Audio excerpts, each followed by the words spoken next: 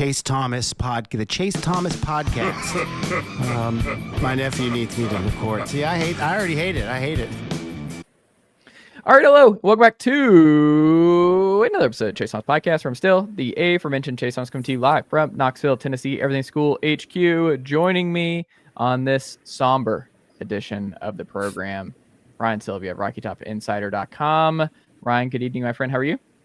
I'm doing good. I thought when I got the invite to the show, I thought we were starting our marathon of previewing the South's favorite rivalry between Tennessee and Kentucky this Saturday, but it's barely on the show notes. So I'm sorely disappointed that we're not talking Wildcats football, but I guess it's okay. Well, it's on the show sheet. It's on the docket, but it's not the lead.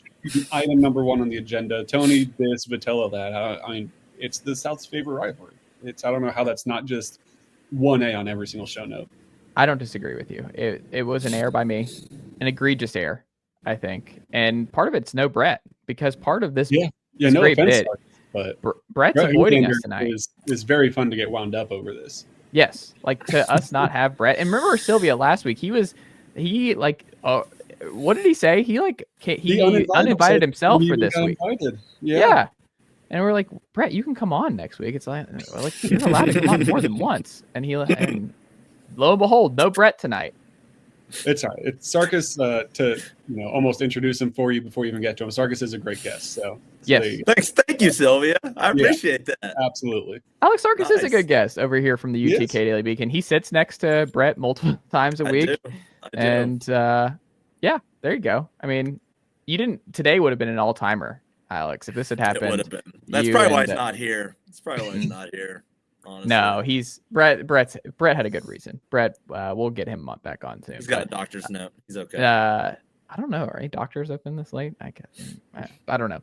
But we'll get Brett back on soon enough. But we got Alex Sarkis, we got Ryan Sylvia, and we are talking fallout from Tony Vitello officially going off to Major League Baseball to join the San Francisco Giants in an unprecedented move. First time it's ever happened. College coach with no professional experience to the big leagues. It's been trending that way. And then it wasn't. And then it was trending that way. And then it wasn't. And this has been the longest 72 hours. Now past 72, because this first kind of came out Saturday afternoon. And this has just been brutal.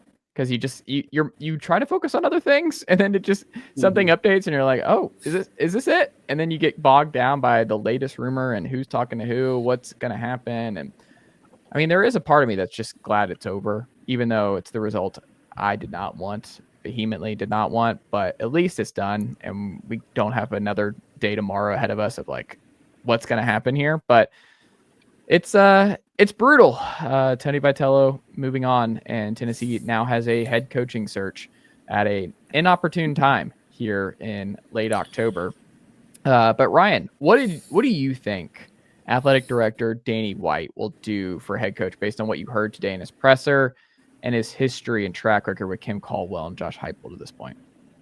I mean, maybe there are out here. I haven't been able to find any. I was curious a little bit earlier to see if they're already out of like betting odds on who would be the next head coach of Tennessee baseball. I haven't seen any as we recorded this, but I would think the odds on favorite would be Josh Elander, the hitting coach at Tennessee right now.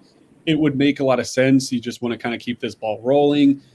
You want to try to keep, I guess, as much of the Tony disciples or assistants or whatever you want to call it together and just see if you can try to, probably not be able to replicate what Tony was able to do and how fast he was able to do it, but try to keep the ball rolling at the very least. Now, is that what I think he'll do? I don't know, because he has the track record of kind of doing his own thing. Josh Heupel was not the sexiest pick back in the day in 2021 when he was hired.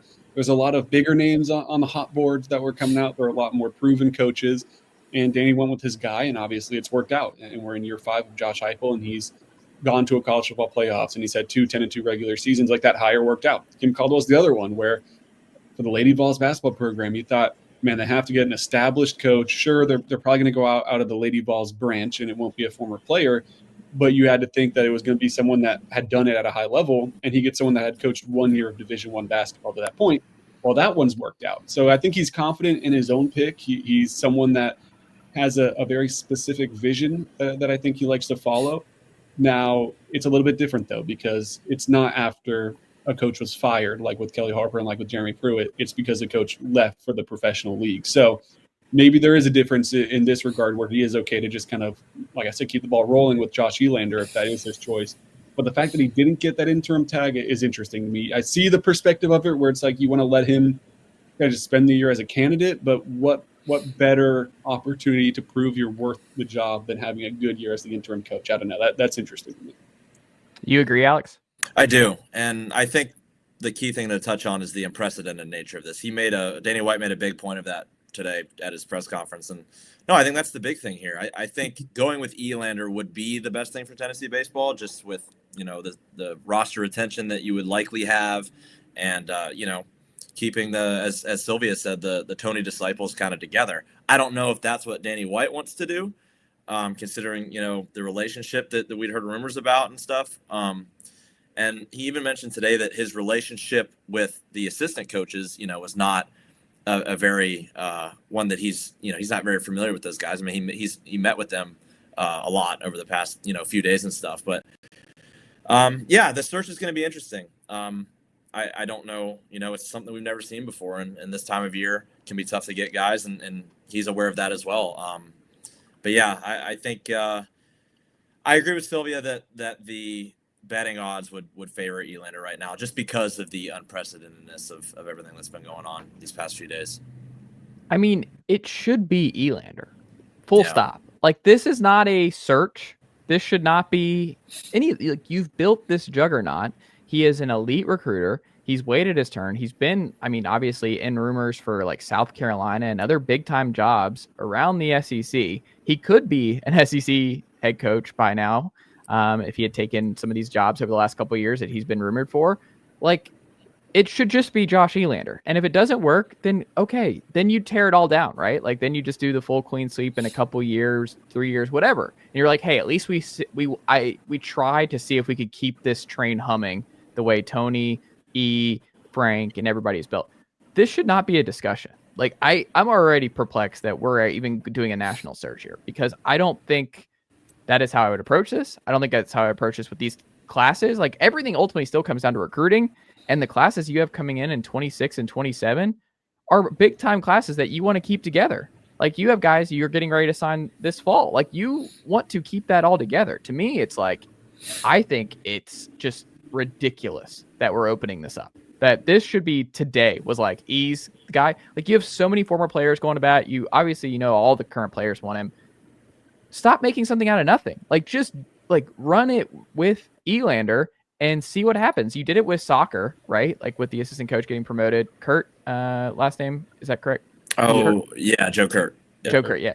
And that's been really good. I mean, he had a number one. Like, it's just Schumpert, friend of the program, made a great point. It's like, Elander would be the kind of guy he would target if he was not already under Tony Vitello. Exactly. And I just hired Josh Elander, because I think that's how you keep the fan base happy.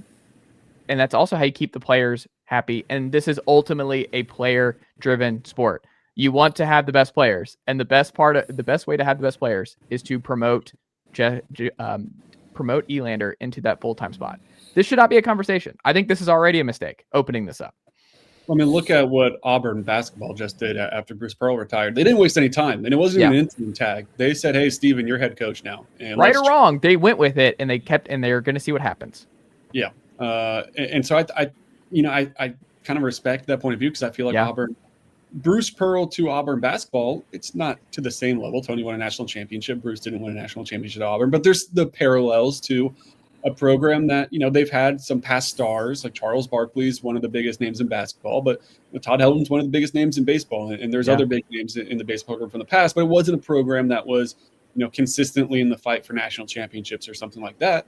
That coach gets there and they turn them into, a powerhouse, all things considered. When they leave, whether that's retirement, whether that's going to the professional level, it makes a lot of sense to just try to stay where you are, I guess. Now, we'll see how things work out. I think Josh Elander would be a million times better coach than Stephen Pearl will be at Auburn. I don't have much faith in the Stephen Pearl era that is set to begin down there on the plains soon. But you do see the reasoning behind it. Like it's not a far-fetched idea to go do that. Now, I also think, tying it back to Tennessee, though, in terms of basketball, Rick Barnes isn't going to be around forever. Is there any indication he's going to be leaving soon? No, like he's very committed and doesn't seem like retirement's on his mind, but eventually he is going to have to retire, right? And when that does happen, maybe we learn a little bit about what Danny White will do in that instance with what he does in this coaching search. Because right now it's easy to say, well, maybe they'll go for Justin Gainey and just try to promote him if things are still going well for the men's side, or maybe they'll try to go outside. I think what happens in this baseball search could give us a hint maybe at what he'll want to do when the Rick Barnes situation inevitably at some point, not saying it's soon, but inevitably does happen.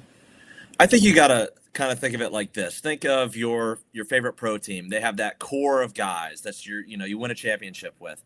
I think, Danny White's best option here would be keep those core of guys together. You've been a national championship contending, team for the last handful of seasons, and this program has been transformed. Now, the guy who led that transformation obviously is on to better things, but since you can't keep the core of players in college, you might as well try to keep the core of coaches, and I think you have obviously a perfectly capable one in Elander who knows this region, recruiting this region. It's a layup, Chase. I agree with you, and it's one of those things, and like Sylvia said right there with Rick Barnes, I mean, this is gonna show us some tendencies for how things go down the road. I mean, I actually interviewed the Oregon coach a couple of years ago. He's great, and he'd be in a different world. I'm okay with it, but it's just you're following, like, you've seen the reactions on social media and talking to fans and everything else. Like, it's just not a great spot for those guys to follow. Like, it's just because you're different. Like, he's going to be different than Tony Vitello in a very different way. They go the Oregon guy, the Kansas guy, whoever. Like, if they don't promote E, like, you're walking into a hornet's nest, because there might be some guys who stick around, but like there is a lot of loyalty and a lot of time, sweat, and energy put into Vitello, Elander, Coach Q, Frank Anderson's development and process. And you're setting those guys up for failure, because the fans, like, you're going to have a portion of the fan base, fair or not, who are going to be looking and salivating at any opportunity to rip that hire and to rip, oh man, see, it's already, you know what I mean? Like, I think it's a tough job for whoever follows Tony, because if it's anyone other than Elander, he's just not going to get a fair shake. There's no way around it. Like, he is going to get an unfair shake, because guess what? He's not going to live up to Tony Vitello. Like, you're not going to be better than Tony Vitello, whoever replaces. Maybe Elander can be over the long haul. Maybe that's possible just because of the recruiting and everything else. Who knows? But whoever follows him, if you go outside the box, like following Vitello, like, good luck, man. I guess, like, if you want this, the money's good. It's a top 5 job in college baseball, sure. But man, I'm curious how much the demand is for those guys. Like, do you really want to follow Vitello? Do you really want to be the one who takes a job when the context is they didn't go with the guy that all the players wanted and all the ex-players who are now in Major League Baseball and are great marketing tools for your university are like, go hire Elander? Because again, everyone will understand if it doesn't work out. If you promote Elander and after a couple of years it just doesn't work out and it all fizzles, then you can go hire, like, you can still hire a Kansas baseball coach or the Oregon, like, whoever, 3 to 4 years from now. Like, that, this is not like you have to do this. Like, you are making this way more problematic and much of it more of an issue than it needs to be. I cannot believe we're doing this. I cannot believe we're doing a national search. This is just stupid. Like, you have so many great players who are all just begging you, do the easy thing here. And it's already a really turbulent time. Just run it back, man, and see what E can do. And if it doesn't work out, no fan will be like, oh, how do you know what I mean? Like, this is an easy layup. You said it. It's a layup. Just take it and see what happens with Coach E. This is ridiculous. I'm so annoyed by this whole situation. Like, it's already hard enough on the Vitello side, but this is ridiculous. You just hire Elander and you see what happens. This is not that complicated. I mean, it doesn't need to be a hire. Just interim tag them. Do the coaching. No, take the interim tag. No, I want to keep this class together. My whole thing is keeping these classes together. I want to have the most. I don't think you need to stacked roster right now, though. No, you give him the job and then you can fire him if it doesn't work out well in a couple of years. I mean, sure, but my thought would be give him the interim tag and essentially use it as a tryout. Now, baseball's different than basketball and football, where it's not like he's calling plays or for the most part, you kind of just set your lineup and see what happens and pull pitchers at different. Like, there is stuff you need to do as a manager, as a coach. I'm not saying that, but it's not as, I guess, involved as, a basketball or football coach. There's a lot of sitting on your hands and watching your players that you got on campus play. So, you can't fully run with 1 year result as a baseball coach, but to me, it's just let him coach next year and then use it as the kind of the tryout, see how he operates, and then go from there. I don't necessarily agree that you have to say, all right, you're the head coach, here's a 5-year contract right now. I don't think you don't have to do 5. Give me 3. I would do 3. 3-year deal. You're the coach, and we'll see what happens. But then why not just do the 1 year and then see, and then go to the 3? Because it adds like faith, and it helps recruiting for a couple of years from now to see that they've invested. It's like, do you see like everyone's dunking on the Angels today? Because the Angels hired a manager on a 1-year deal, and it's like I've never seen it. Like they hired Kurt Suzuki on a 1-year contract. New manager, 1-year contract, because he's tied to the GM Perry. What is it, Maniason, or I forgot his last name, but something like that. But he was in the Braves front office, and he was actually a former AA guy. But like that's insane. So that's not how you do it. Like you need to, because I don't think it's fair to eat and fair to the future recruiting classes is because they don't know if you're going to be there. And it's still ultimately about stacking these classes. And we now have a pinnacle juggernaut recruiting that I'm like, are we really going to rock the boat? Are we really going to blow all this up? Are we really going to do this? I mean, I think, and to Sylvia's point, you don't, as a head baseball coach in college, you don't have your hands in everything like, an offensive coordinator was or a football coach would. So that makes it more of a clubhouse game. You got to have the faith of the players. That's part of the reason, a whole lineup can go out there and, can play for a manager, a coach, whoever. Like that's part of baseball sometimes. And I mean, you look on Twitter today, all the former players, it's okay. Congratulations, Tony Vitello.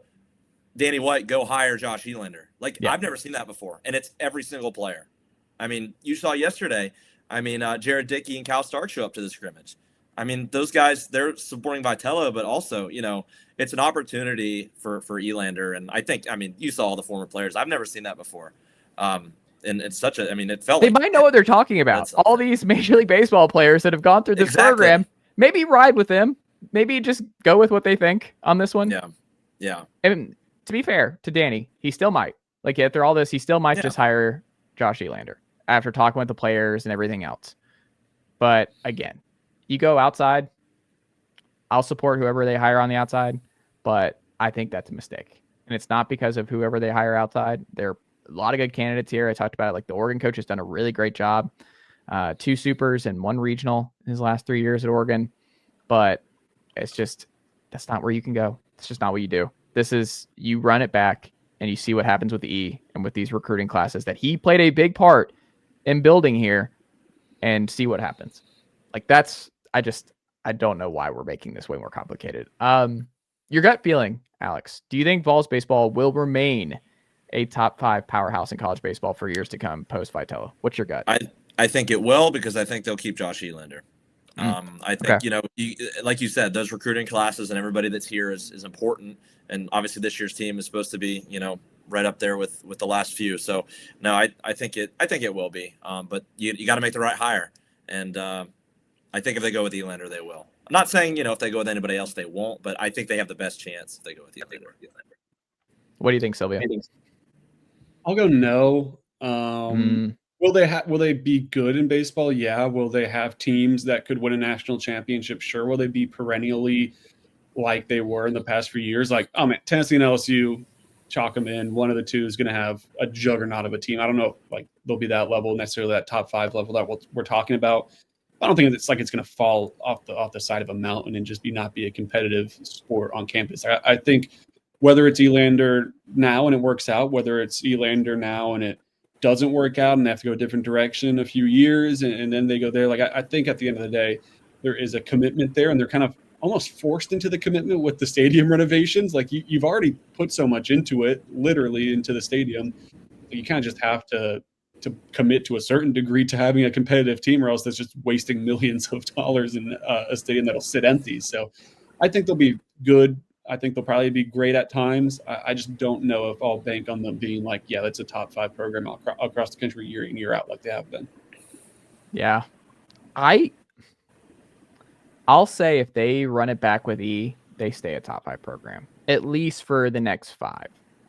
After that, I don't know. That's huge. I think there's all kinds of questions with Tennessee athletics post 2030. Once Dondy, Randy retire, I think everything is just kind of up in the air at that point, because I just don't know who the next chancellor will be, don't know who the next president and all that. And like, if they're going to be as into athletics and everything, like you have this great synchronicity between Randy, Danny, and Dondi at the top, and that all trickles down. Like that's a big part of why this has just been the greatest, honestly, era collectively in Tennessee athletics across the board. And the everything school being the way that it is because of everybody being on the same page. So I think if you go with Elander, yes. If you don't, no.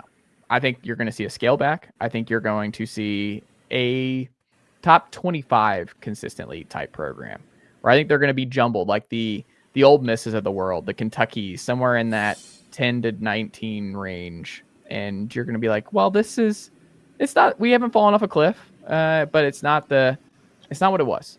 And I would be curious with attendance. Like, that's something to monitor this spring too. That's something you got to think about, is like how many fans were so invested in the Vitello program and coaching, because it's not just players who really want to eat. A lot of fans really want to follow what the players are saying and want to keep this thing humming with Elander. So I don't know, man. Like, my gut is Elander, yes. Outside, no, because I think you're going to. I don't think it's a disaster. I just think it's kind of like you go from an A+ to a B+ is my guess. And I don't know. I don't know what they're going to do, but I hope they hire Josh Elander and see what happens. That is my sincere hope. On a happy note, though, obviously different eras here in terms of Alex, Ryan, and myself and watching Tony Vitello baseball. But what is your favorite Tony Vitello memory, and what was the most impressive part to you of his tenure at Tennessee, Ryan? I mean, the favorite memory has got to be the Drew Gilbert Grand Slam, walk-off Grand Slam. Besides, I mean, national championship is the number one of number ones, obviously, from like a, if you're a fan's perspective. But as far as just like a single moment that's like unbelievable, you'll never forget it, was the Grand Slam against Wright State. Yeah. Just everything that went into it. Tony himself, like running up to the net and like jamming his face in it and yelling at fans and stuff, all excited. Like, it was just an accumulation of everything that Tony Vitello's baseball program was. The bat flip, like it was just all of that wrapped into one play. And then obviously Tennessee goes on and win the national championship, but they go to the College World Series. And that was the first time they were able to break through to that stage. They beat LSU in the Super Regionals, which was obviously a really big deal that season as well. So that's something that stands out to me. Game 3 against Evansville in the national championship year was also quite the scene in Knoxville. And one that I won't forget was Xander Sechrist on the mound. And what was the second part of the question besides a moment?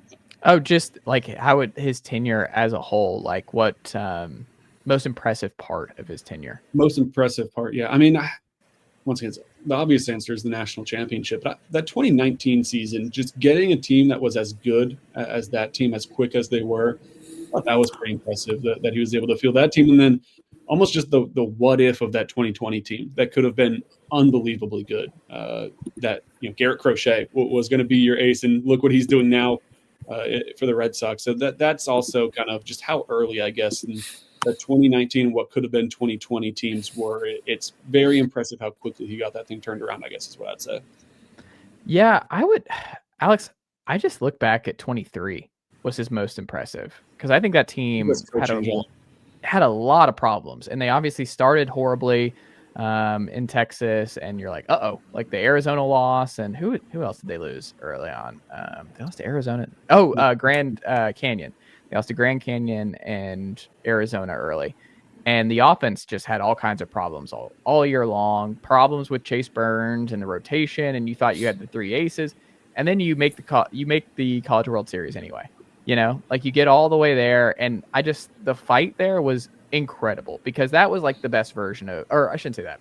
That is the most impressive season to me outside of the national championship year, just because that I think that was a culture push down the stretch, like that Tony was able to make it all work, and especially down the stretch. And the 23 year was hard, and they got every last ounce out of that team they could. And I don't know, obviously not the national title year, but I think that is a sneaky important one when we look back. But what about you?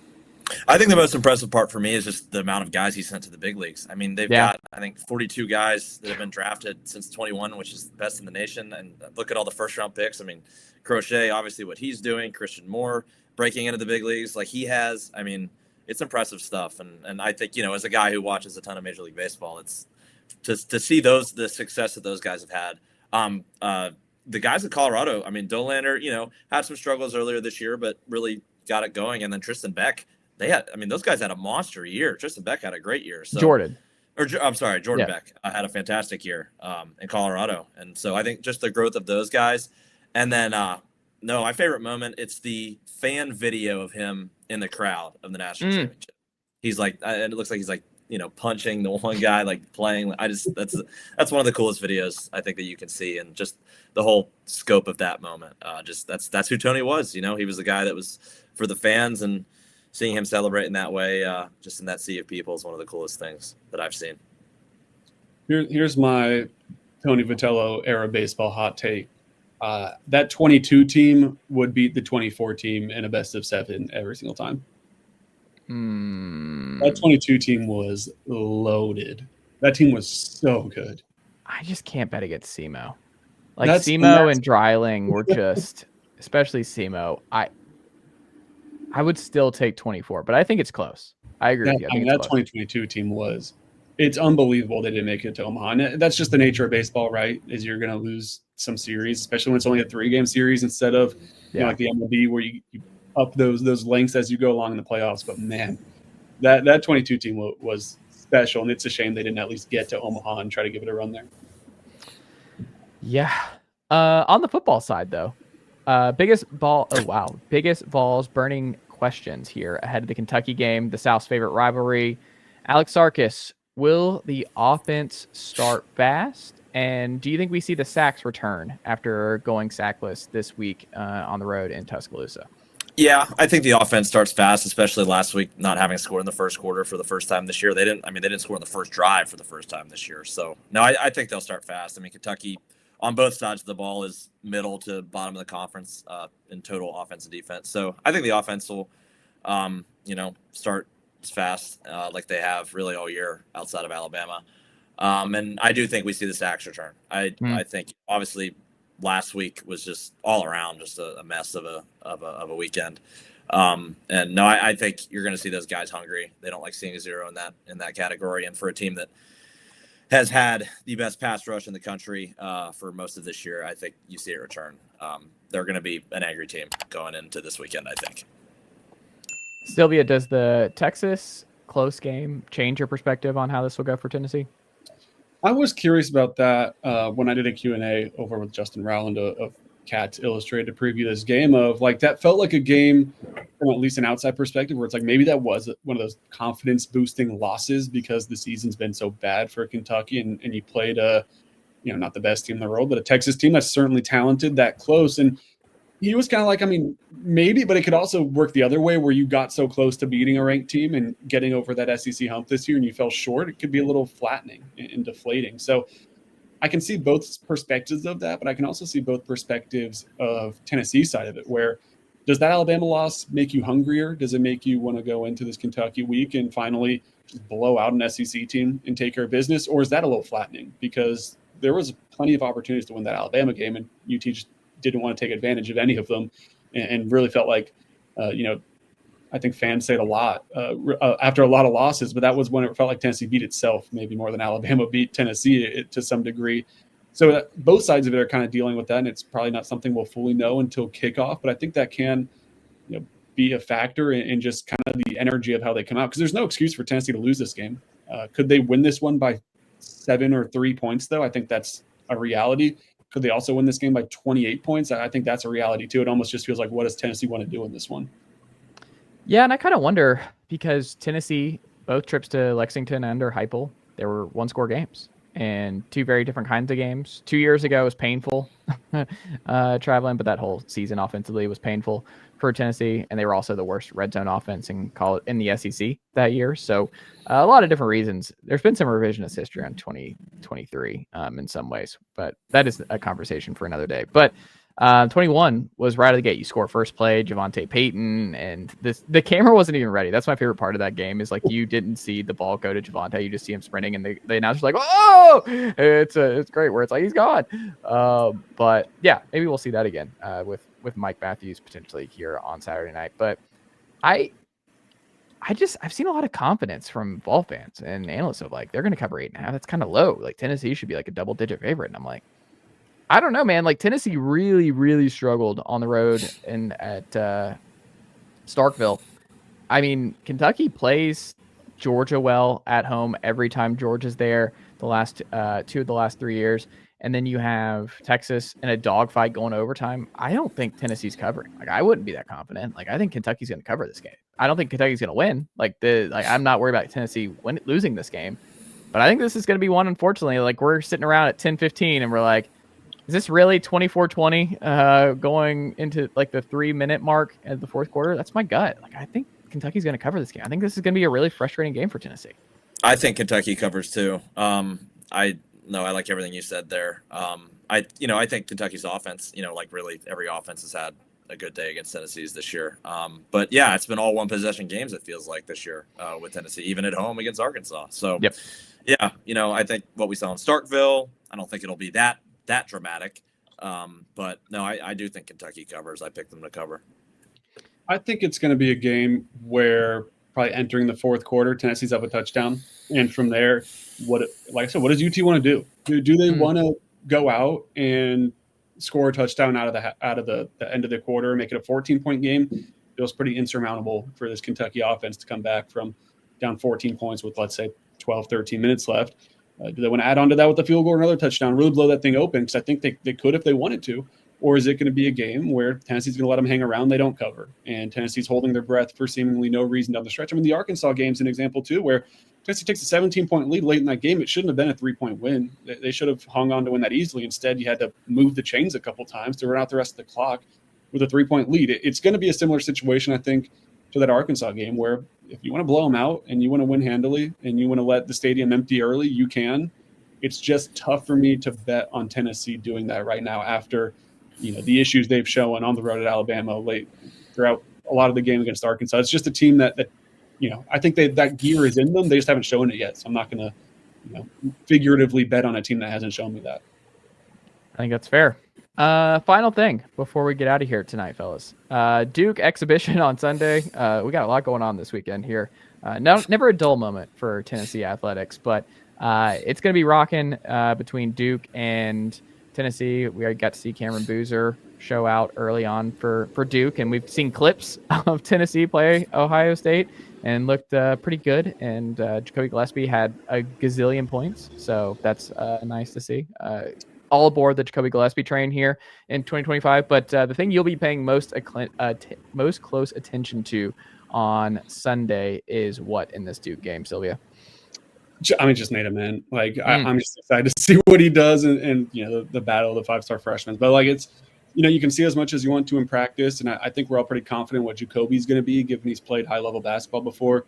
What's Nate going to look like against other high-level competition, against another college that's expected to compete for a spot in the Final Four, national championship, all that? What exactly is that going to look like? I'm very intrigued to see what he looks like this early in his career. What about you, Alex? I think for me, it's JP Estrella, because we saw in Tennessee's open scrimmage that they had a few weeks ago, JP Estrella had an excellent day. And, he kind of feels like an X factor for this team this year. I think, that you're going to need scoring from that position. And I think he can produce that. Obviously, it's been a while since we've seen him in competitive action, but he looked really good in the scrimmage that they had. And I'm really intrigued to see how his role it goes this year. And the other thing I would say is Clarence Wasamba and Amari Abram. I think those are two guys you got to look at, obviously, for that guard spot. So, those are the things I got my eye on. And no, it's gonna be a fun atmosphere. I'm really looking forward to it. I kind of wonder how, because you got to be careful, right? Like, you don't want to, this is going to be competitive, but it's also like, hey, we need Nate and Jacoby ready to go for the regular season and everything else. It's like, we want to go hard, but I wonder what the rotation, the minutes look like. I'm very curious how much they play Nate, how much they play Jacoby.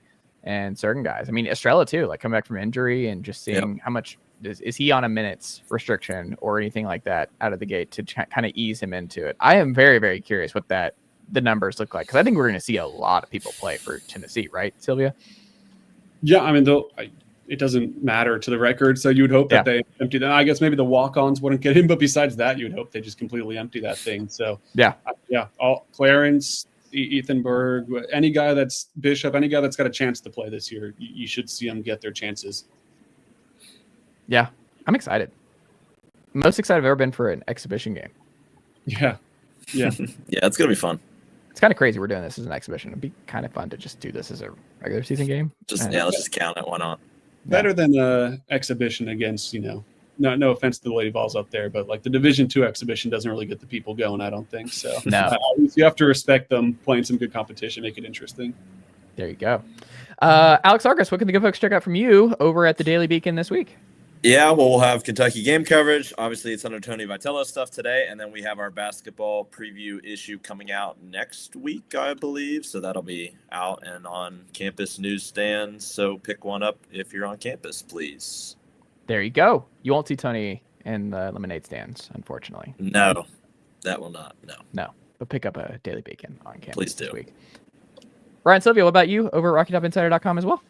We'll still keep you up to date. Ryan Shumpert does a fantastic job covering baseball, so he'll give you everything you need to know as far as what the Tennessee baseball coaching search looks like. But it's still football season as we're talking. Availability report comes out. Some breaking news on the Chase Thomas show. Arian Carter questionable. Oh, I think that don't do that. I thought you were about to reveal Jermon McCoy probable or questionable. Jermon McCoy, Ricky, and Travis Smith are out. Ethan Davis, Radarius, Arian Carter, and Ben Bolton are questionable. So you can read about that over. Darius feedback is nice, potentially. Yeah, I mean, you certainly need that depth there. They had 4 scholarship receivers available last week. Yeah, and the 2 don't play. Or I guess, 5 available. No, they had 2. Or they just had Joakim last week. That was the 4th. Nobody else was on.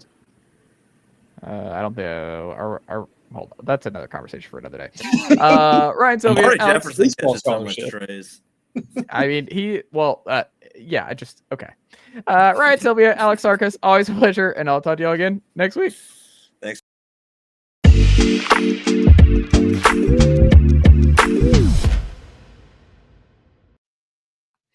All right, we're back here on the Chase Thomas podcast, where I'm still the aforementioned Chase Thomas, coming to you live from Knoxville, Tennessee, Everything School HQ. Joining me now down there in Decatur, Georgia, my good friend, Felling University of North Georgia alumni and host of the Georgia Voice of College Football. Matt Green is here. Matt, good evening, sir. How are you?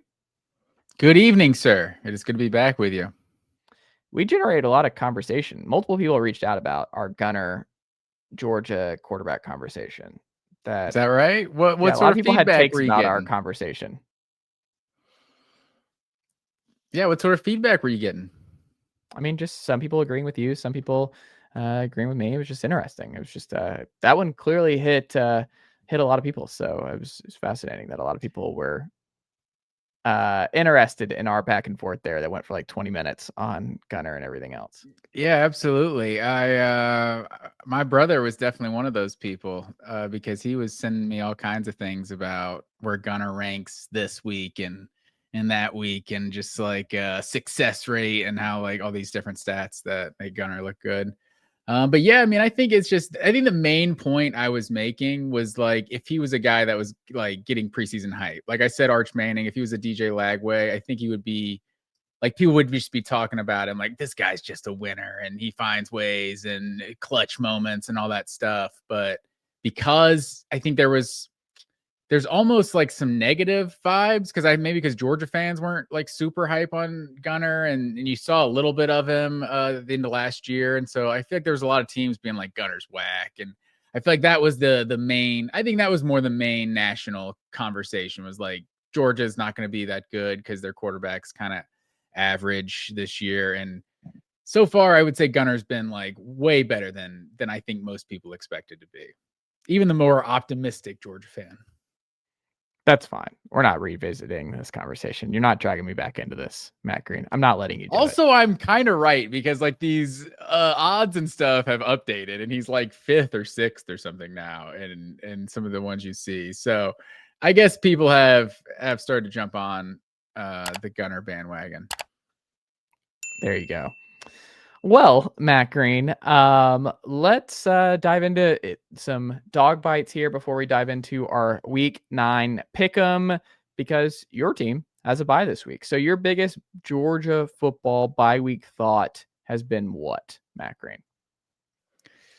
Probably that it just feels like a really good time to get a bye week for Georgia. When you look at what we would have said, I think most people would have had Texas as, maybe the best team on Georgia's schedule preseason. Now looking at Texas as not being, and I'm a Georgia fan born in the 90s. I'm never going to take the Florida game for granted. And obviously Georgia Tech is having their best season that I can remember, honestly, so far. I feel like the biggest speed bumps behind Georgia or on Georgia's schedule are behind them at this point. Like, in the fact that Georgia got to the bye week before Florida with just one loss, it feels like that's what was needed to get to the playoff, because maybe you drop another one of these games. Maybe you lose to Georgia Tech, maybe you lose to Florida. I think 10-2 Georgia's in the playoff. I don't see Georgia dropping 2 more games. So personally, I think a lot of people were circling Auburn, just going into Jordan-Hare because they're kind of an X Factor team. That game was obviously really hairy. The Tennessee game on the road, just because of the unproven nature of Gunner and this team being pretty young, was the number one game I pointed to of like the most likely loss on Georgia's schedule. And then obviously Georgia can't beat Alabama. So Alabama's always a difficult game. And then Ole Miss comes in as the 5th ranked team in the country, which I don't think most people expected. So having all 4 of those games under your belt already, and you come out with one loss, I think that's the biggest positive I think you can take as a Georgia fan. What's your gut? What's more likely to get cleaned up before the end of the year, the secondary or the pass rush for Georgia? Well, it kind of sucks because it's like the secondary is kind of depending on the pass rush to a degree, because the lack of pass rush makes those guys' jobs so much harder. So I feel like the secondary is kind of coming along. It's interesting that we kind of thought it was a 2-man battle for the cornerback 2 spot with Daniel Harris and Ellis Robinson. And I mean, you probably haven't seen Daniel Harris play since week 1, and it's been DeMello Jones and Ellis Robinson going for that second cornerback spot. And DeMello Jones made a couple of plays last week. So he and Robinson, either they're both redshirt freshmen or maybe they're both sophomores. I don't know. I don't even know if redshirts happen anymore, but maybe they play special teams or something. But yeah, so the secondary, I do believe the secondary will be solid. Like KJ Bolden is still like an All-American level player. It's unfortunate Kyron Jones was kind of coming on that second safety spot. And he got hurt against Auburn, and he's out for a significant, I think, just an indefinite amount of time, as well as Colby Young as another big injury on offense. But so the secondary, from that perspective, I think reading between the lines is what probably worries you the most, because we were actually talking about this on our show yesterday. Doing like our midseason superlatives, and it was like most disappointing player on the defense, and my answer was all of the transfers, like just all of them. Like Josh Horton, shout out to Josh Horton, who batted down that 4th down play to seal it the other day. I think he's kind of come on the defensive line, but I mean that's just like a guy starting to get reps and do positive things. Like Elo Medozi hardly plays. They brought in 3 different guys in the secondary. And I think that's just, like I said, reading between the lines, like Kirby probably wasn't satisfied with the guys he had in the secondary. So he brought in 3 transfers, and none of them have cracked the starting lineup. That means he's probably left with the guys he wasn't crazy about to begin with, So, and then Kyron Jones obviously got injured. So from that perspective, it's not necessarily great, but I think there's a certain floor that Georgia's secondary will ever be based on the caliber of player they recruit. But I think the pass rush is just what's going to continue to worry me. Maybe Elijah Griffin is a guy who's playing more and more, and if maybe he's coming on and he becomes that game wrecker in the second half of his freshman year, which you do see some guys take that at least, especially the elite guys, take that step in their second half of their freshman year. Like I remember Jordan Davis's second half of his freshman year is really when Georgia's defense really went to the next level in 2018. but so I think the pass rush is still what worries me the most ultimately. That's fair. Matt Green, where are we at in our pick'em going into week 9 here? Let's see here. Going into week 9, you have a 1-game lead money line on me, 60 and 29 on the season. I am 59 and 30. And then I have a 6-game lead on you against the spread. I am 50 and 39 on the season. You are 44 and 45. 1 game under 500 at 49.4%. I'm a strict grader, so I can't round up to 50, sir. But I'm 56.2% on the season. And then Zeus is 6 and 3 with his home dogs of the week this year. There you go, Matt Green. Where are we going first here in our overview for week 9? Let's see. What's the biggest game? Maybe not the biggest game, but the most important game to the folks here. Let's start in Lexington, Kentucky, sir. Tennessee Volunteers. How you feeling? Let me throw this stat out for you first. Last 4 games in Lexington, Kentucky between these two teams have been decided by 1 score. And 2 of those were under Heupel. And I think the 4th one, which whatever year that goes back to, 2019, was actually a Kentucky win. But Tennessee's won the last 3. I might have my years off, but you get it.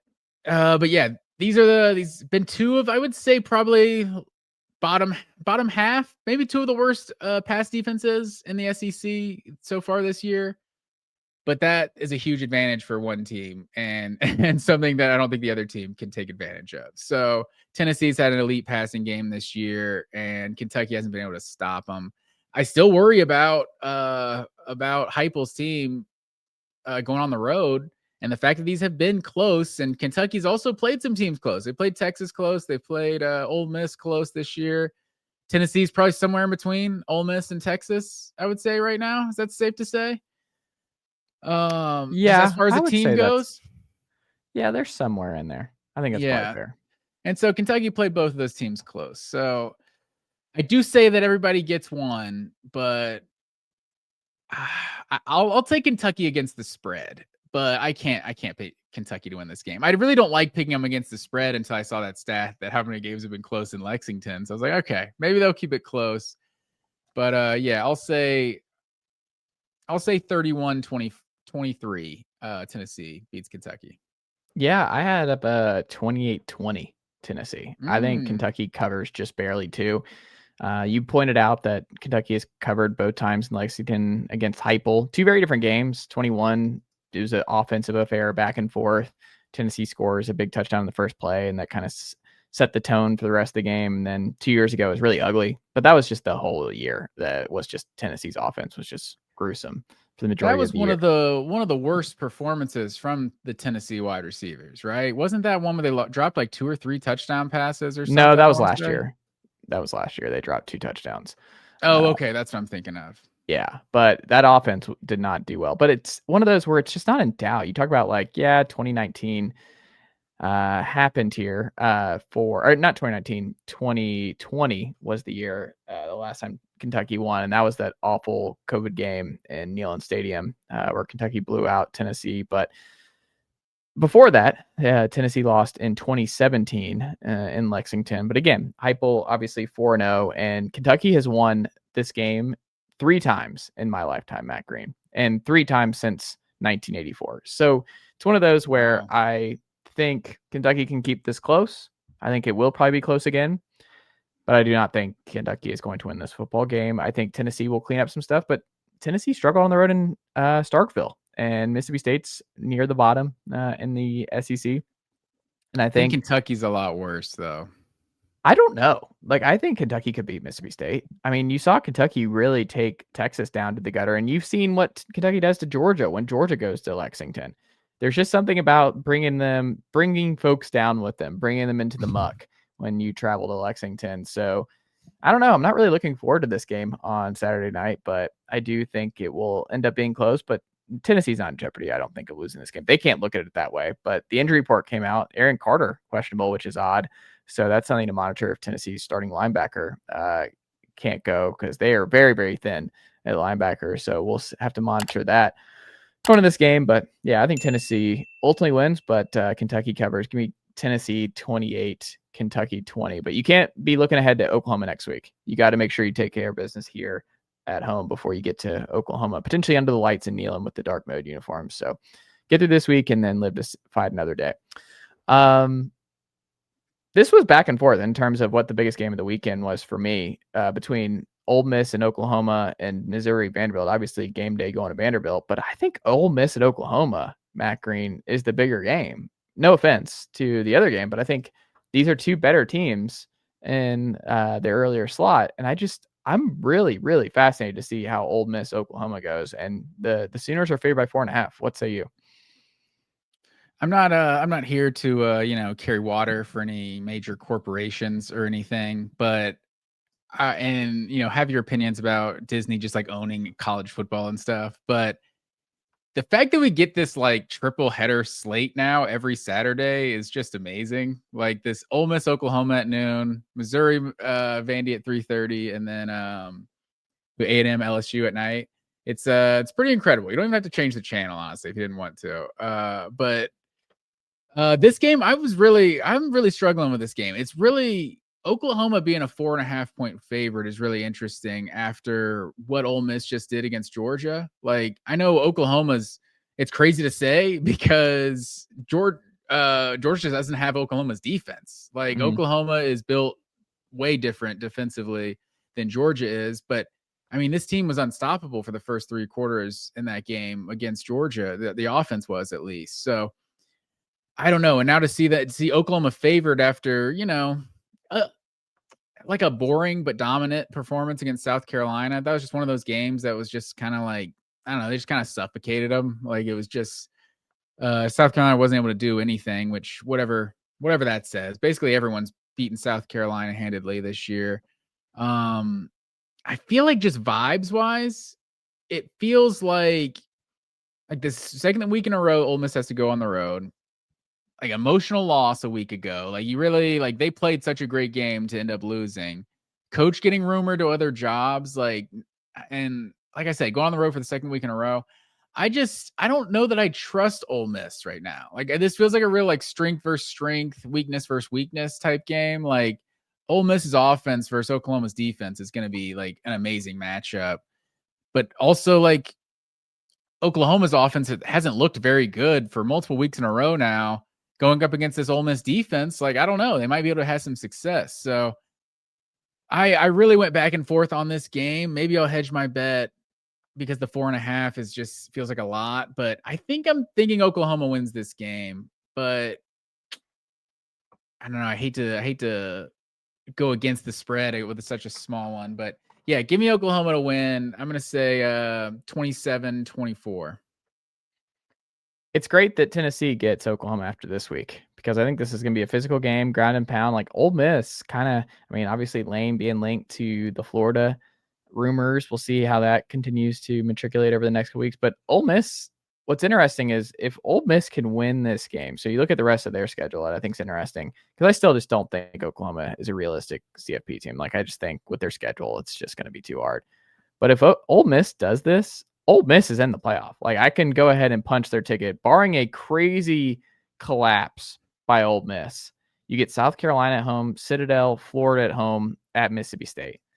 Like, you should be in the playoffs. That's a 10-2 schedule if you can survive this. If you don't, then you got to go perfect the rest of the way, and you gotta. It's just gonna be really hard. Because you're saying they can still lose one if they win this game. Yes. Like, it gives you breathing room for that final bit where it's like they're a lock for the playoff. If Ole Miss takes care of business here, they're a lock. Yeah, I think that's fair. Oklahoma, it's a little bit different, but John Mateer, how healthy is he? Like, does he look? I mean, the interceptions, and I mean, it's a testament to him coming back, but like, Ole Miss, man, they kept scoring. Like, is Oklahoma's defense going to be able to limit Ole Miss in a way Georgia's defense did not? And that's something I'm very curious about. But it's tough for Ole Miss to go back-to-back to Athens and Norman. And that's asking a lot. And I don't think they're going to win this game. I think Ole Miss is going to lose this game. I think Oklahoma's going to win close. I think this is going to be much more low scoring than what we saw a week ago in Sanford. I think Oklahoma is going to drag them to what with them. And I think Ole Miss is going to fight hard, but I just don't love this back and forth. Like 2 physical teams back to back in Georgia and Oklahoma for Ole Miss, both on the road. I don't know. I don't feel good about this if I'm Ole Miss. It's a great, huge program win if they're able to pull this off, but I don't think it's a bad loss if they lose this game back to back. So I think it's fine, but I still think Oklahoma wins this football game outright. Give me the Sooners 24, Ole Miss 17. 24-17. So you're saying if Ole Miss wins this game, their lock for the playoff Yes. but Oklahoma's not. No, Just because I think Oklahoma's going to lose in Knoxville next week. Damn, and then do you know what their schedule is after this? Huh? Do you know what their schedule is? The 4 games games at after Bama. This? Wow. Yeah. At Tennessee, at Bama, Missouri, and LSU. Yeah. Yeah, that's fair. This feels like a playoff kind of eliminator game. Yeah. Well, not eliminator. Like, it just kind of does because you're looking at Ole Miss's schedule. Like, if they lose this Oklahoma game, they could easily go 4-0 and beat 10-2. I mean, and they go 10-2. I mean, who's their best win though? Nobody 10-2 is getting left out of the CFP this year. Like in the SEC, 10-2 SEC team is not getting left out. That's probably true. I guess that's fair. Ole Miss is getting in if they just drop one more the rest of the way. But if they win Saturday, lock it in. They're making it in. Mizzou at Vanderbilt. This feels more like a playoff eliminator to me between these two programs on Saturday. Game day is going to be here. Vanderbilt 2.5-point home favorites. What say you, Matt Green? Yeah, that's a good call. So Missouri is 10-3 against Vanderbilt since joining the SEC, including 5 straight wins. Do you know what Missouri's school colors are, sir? I feel like this is a trick question. Yeah, you wanna just tell me what you think the colors are? Well, it's black, yellow, and white.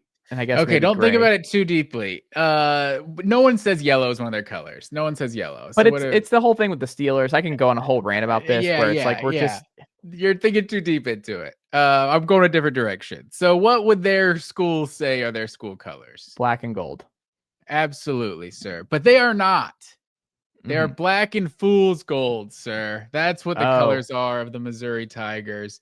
I'm not saying they're a phony, but I'm just not sure they're legit yet. Like, I think we talked about the Trace McSorley, Bo Prabula comparisons for former Penn State quarterbacks. I feel like he is Trace McSorley and in all the good ways and the bad ways. Like, he's just, the last couple weeks to me have shown that Prabula is not like, he's not that guy. Like Penn State may still have made the wrong decision, but he's just, I think he's fine. Like, I think he's he's athletic, but he's fine. And I'm not sure this team, like were they like the number 1 rushing offense in the country up till a couple weeks ago. And now after playing, no shade to Auburn, like Auburn's got one of the best defenses in college football. And I think he managed 50 yards or something. Hardy did in that game. And Alabama's been run on in a lot of these games, but after this Alabama and Auburn games, I think Missouri was a little inflated in terms of just, I'm not saying they're phony. Like I said, they might be a top 25 team, but they're not like a true contender, I think, in any way. And I think Missouri's legit, or I think Vanderbilt is legit. And you saw just how they were able to move the ball against LSU a week ago. Like 3 6-minute touchdown drives, another 9-minute touchdown drive against LSU. They just they controlled the clock in that game. And most importantly, because I think this is also a concern when you talk about Vanderbilt, is just loving themselves a little too much, getting high on their own supply, whatever people call it. Just reading your newspaper clippings, the whole rat poison thing Nick Saban loves to talk about. The fact that they didn't storm the field after beating LSU just feels like more of a business as usual type of thing. It's not like Vanderbilt's in the top 10, but it doesn't feel like it's the number 1 story in college football. For whatever reason, it feels like it should be, but I don't know. Something feels more sustainable about Vanderbilt right now than it was a year ago when kind of the the original Diego Pavia mania was kind of happening. Like they just feel like a legit, like solid team. And I think they beat Missouri. I'm going to say 30-24 Vanderbilt wins this game. Yeah, I just think Vanderbilt's better. Like Mizzou, I mean, look, Georgia got dragged down with Auburn, and Auburn's been able to do that with different teams. Mizzou, obviously, right there on Saturday as well. I just think Mizzou and Vanderbilt are built kind of the same, but I just think Vanderbilt's a better version this year. I think Mizzou's a good team. They're like a 9-3, 8-4 solid team. I think Vandy is legitimately like a 9-3 2 type team. Part of it's like 40% of the roster is 22-year-olds. Like Vandy's legitimately like they feel like a top 10-ish team this year to me. Mizzou feels somewhere in the top 20s. And I just think they played Alabama like a top 10 team. Yes. They played Alabama on the road better than Tennessee. They both did. They both did from that perspective. Yeah, I mean, I think Mizzou got them at home, but the difference, I mean, Vanderbilt went to Tuscaloosa and they played Bama better than Tennessee did. So I think Vanderbilt's a better team, and I think they're going to keep marching here. I like Vanderbilt at home. I think they win this one outright. Give me the Doors 31, Mizzou 20. Also, I think one of the more under talked about like controversies probably of this season was that fake punt that Missouri ran against Alabama. They did not have a shot like down the first down marker. Like we really don't know if they picked up that fourth down or not on that fake punt. It was like a super ballsy call, like late in the fourth quarter, or at least halfway through the fourth quarter or something. Like they could have beaten Alabama. So I should give Missouri a little more respect than I'm giving them, but I think they were inflated from kind of their wins over weaker competition early in the year. That's fair. Final broad stroke final one we're going to hit here before we do some broad stroke quick hitters. A&M at LSU. Once a big time rivalry, still a big time rivalry. They're in the permanent rivalry pool, but this game has a lot less sizzle than it did what we thought it was going to be before the year. But this doesn't mean LSU or A&M rather can take this game for granted. This is like a perfect spot for LSU. Brian Kelly has to have this game, right? Like this is one where he's not like he's on the hot seat, I guess, but it hasn't been sizzling like Freeze, Napier, and a couple other guys in the SEC. You drop this at home or you get embarrassed at home by A&M. I think that's one of those deals where it's like, oh, this is getting from bad to worse. You know what I mean? And we don't know how the rest of the season's going to go. I'm very curious how LSU responds in this one after their loss to Vanderbilt on the road. Obviously, playing at home is going to be a huge thing for them. A&M's been a juggernaut. They've put up a bunch of points. LSU doesn't have the offense to hang with A&M if that's the game that A&M's able to play. I think this is a Marcel Reed stink bomb coming. I think LSU is going to get up off the mat. I think this is going to be an LSU defensive masterpiece from Blake Baker and company. I think they respond. I think this is like an LSU where like, hey, folks, Brian Kelly still pretty good. Like, this is not the same as Hugh Freeze or Billy Napier. Like, they're still going to march to 9-3, 8-4, whatever. Like, they're going to be fine. I think this is their biggest win of the year. I think they deal A&M their first loss. I think A&M takes them for granted in a letdown spot where they travel back to the Bayou, and I think they get tripped up here. I think LSU's defense has a huge, huge day to lift LSU to a victory. Let's go 24 LSU, A&M 19. Can Death Valley be a letdown spot, though? I mean, that's always going to be a big game. I mean, they're unranked, Matt Green. LSU's not unranked, are they? I think so. No, they're 20. Okay, they felt, 20. I know what you're saying. I feel like this game kind of feels like Ole Miss Georgia a week ago, kind of like an SEC like equilibrium game. It's like Georgia can't have two losses this early, and Ole Miss can't be undefeated. Like, let's bring them back down closer to like A&M will kind of run away with being one of the favorites in the SEC right now. Like you're talking about, Ole Miss is definitely in the playoff if they win. A&M is definitely in the playoff if they win, and LSU is basically eliminated, so I had to look up their record while you were talking, as you're saying, like going from bad to worse. I'm like, LSU's 5-2 right now with 2 losses over 2 teams that are currently ranked in the top 10. Like Brian, there's no one who regrets their career decision like Brian Kelly does, right? Like they're not a terrible team, and they're talking No. like the hot seat talk going around. But I Baton think it Rouge will be right seen now as is like an wild. upset or like a stunner if LSU wins this game. And I'm just like, I think LSU people have gone too far one way on LSU. And I don't think the Vanderbilt loss was bad. Yeah, exactly.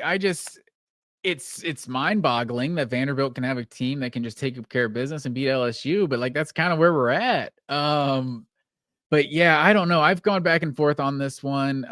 It's obviously a quality home dog candidate, and I was picking Arkansas a week ago against A&M. I do think A&M's legit. This just feels like another dangerous game. Death Valley at night. Brian Kelly's 20-1 since he's been the head coach in night games at home. LSU's 15-4 against A&M since they joined the SEC. Wait, that number can't be right. 15-4? Is that right? That Hold on, can't be say right. that stat 15-4, that's 19 years. They haven't been in the SEC 19 years. No, No. I wrote that down wrong. Maybe they played 15 times, like 11-4. I'm not sure. I'll look that up. I'll get back to you on that. But no one has won back-to-back in this series since LSU in 16-17, and A&M did win a year ago. So I've just been going back and forth on this game because this feels like such a bad spot for A&M, but I kind of feel like it's just because I don't know. We haven't trained our brains to trust Texas A&M, and I think I can't trust Garrett Nussmeier in this LSU run game. I think A&M's proven they can kind of win multiple ways. Like they've gotten a couple shootouts and won. They've gotten in like a dogfight with Auburn and won like 16-10. I think Marcel Reed's going to make enough plays in this game, and LSU's going to go on the road and keep their undefeated season going. I'm going to say 23-20. A&M wins this game. There you go. All right, Matt Green, let's do some quick hitters here. Alabama, South Carolina, 12.5. Which way are you going? Basically, I think Missouri is like the only team that's played a close game with South Carolina in conference play this year. I'm going on Alabama to win this, probably by 3 touchdowns. I think this should be pretty easy work. Like I'm gonna say 34-14. I tend to agree. I think I think South Carolina, they're a checkout team where it's just the season's cooked and it's just kind of get to the end here. I tend to agree. Bama's rolling. And a nice break for them after playing 4 straight ranked teams. So yeah, give me Bama. Ooh, let's go Bama 38, South Carolina 10. Texas 6.5 on the road at Mississippi State. Mississippi State gets their first SEC win in the Jeff Lebby era. I think they're just going to win outright. Texas is playing with fire. I think Mississippi State's a little bit better than what we saw from Kentucky. They played Tennessee obviously extremely well a couple weeks ago. They're playing a whole lot better football. The defensive line filled with transfers. They spent money there this offseason. The offense is pretty spicy. I think they're going to give more of a problem for Texas than what Kentucky did. I think this is going to be the upset of the weekend. I think this is going to be bonkers to some people, but Texas is mid this year. Matt Green, they're an 8-4, 7-5 type team, and their schedule is helping them hide a little bit. Arch really struggled again on the road in Lexington. It's a little bit different in Starkville. I think Mississippi State is going to win this game outright. I think this is a huge win for them in their program, and it's going to be a stunner on the national landscape. Give me Mississippi State 34, Texas 27.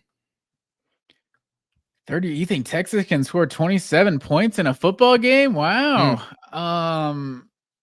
Man, I can't believe he did this. I have on my notes. I'm like, this is my one note about this game. Mississippi State is better than Kentucky. I think I have to pick Mississippi State. Like, I don't know. I don't necessarily want to, but I'm like, and now that you picked them, I don't know. Now I'm like, I'm waffling on it. Let's go ahead. Let's go ahead. I'll double down with you.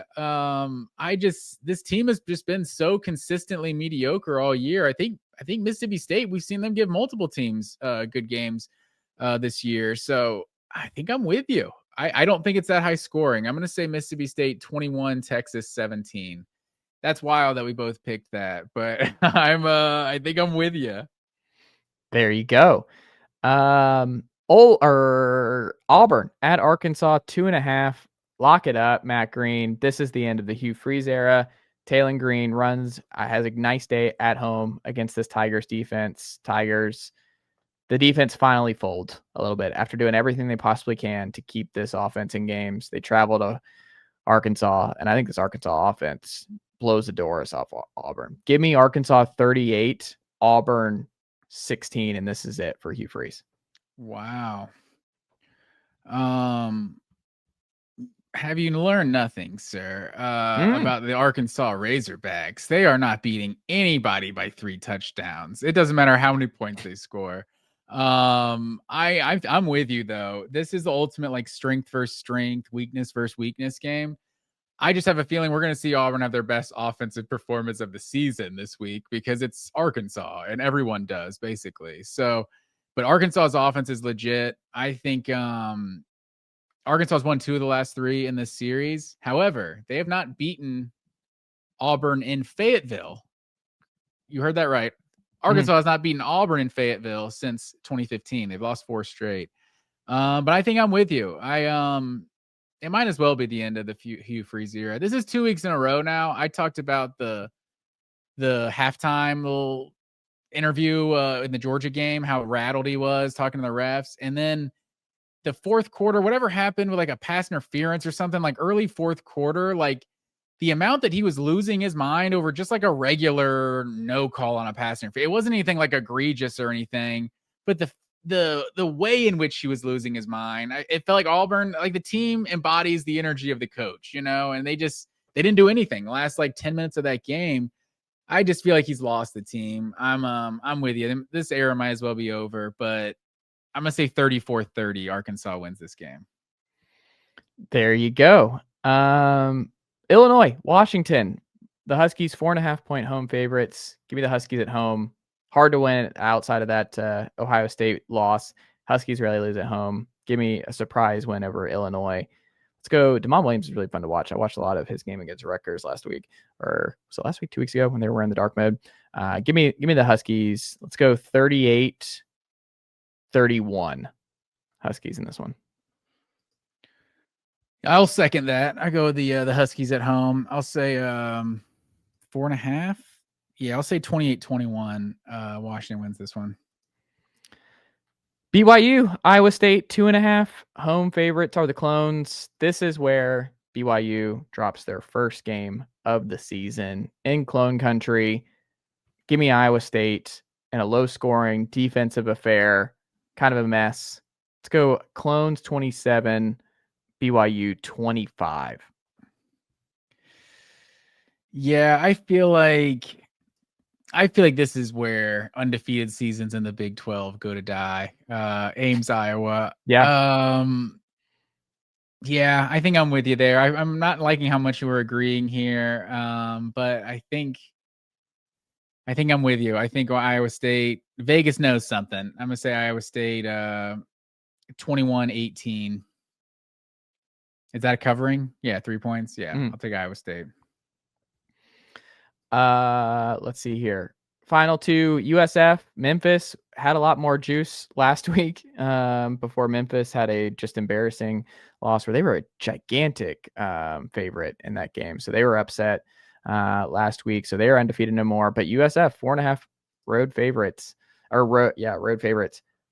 They should win this game. But I think this was one to watch. I would not be surprised if Memphis wins this game ultimately at home here. But I think the Bulls are rolling with Alex Golish and company. They're the favorite for the G5 spot in the CFP. Give me the Bulls here. Let's go high offensive affair. Let's go 36 USF, 30 Memphis. Not so fast, my friend. I'm going to take Memphis Tigers to bounce back after last week's performance. I'm going to say 31-30. Memphis gets it done. Final one, Houston at Arizona State. 7.5-point home favorites are the Sun Devils. What say you? I think Arizona State, is Wegman still hurt? Or is he back? That's a good question. I don't know. I should have looked into it earlier. But Arizona State, after a big win last week, I think they keep the good vibes going. I'm going to say they win this one 35-28. That's not covering, is it? Yeah. 7.5. I'll go 35-27. I think Whiteman's going to play. I don't see anything about him not playing. Okay. But yeah, give me Arizona State at home. Yeah, I like Arizona State at home here. Big win for them last week. I think they build off it. They're going to be just fine. They're still in the thick of it in the Big 12 race. I think they win and take care of business here. Give me Arizona State 35, Houston 28. Oh, that was literally the exact score I predicted at first, but I went 27 so that they do cover. So you're saying Arizona State does not cover the spread? Yes. Okay. All right, sir. That's it. There you go. Not crazy about how much we agree here this week. The only only money line we disagree on is LSU, A&M, and USF Memphis. Other than that, we're in agreement with a lot of these winners this week. So and both in agreement in Kentucky covering the spread against Tennessee. So it's true. We'll see. Well, Mississippi State. Oh, we both did Mississippi State. Yeah, I didn't want to after you picked it, but I don't know. I had to go with my gut. Matt Green, what can the folks check out from you over at Georgia Voice of College Football this week? It is a bye week this week, so there will be no post-game show this Saturday. But yeah, come check us out next Monday, 7 p.m. Eastern time for our live show. There you go. Matt Green, always a pleasure, and I'll talk to you again in a couple days. Nicely done, nephew. The Chase Thomas Podcast. Hell yeah.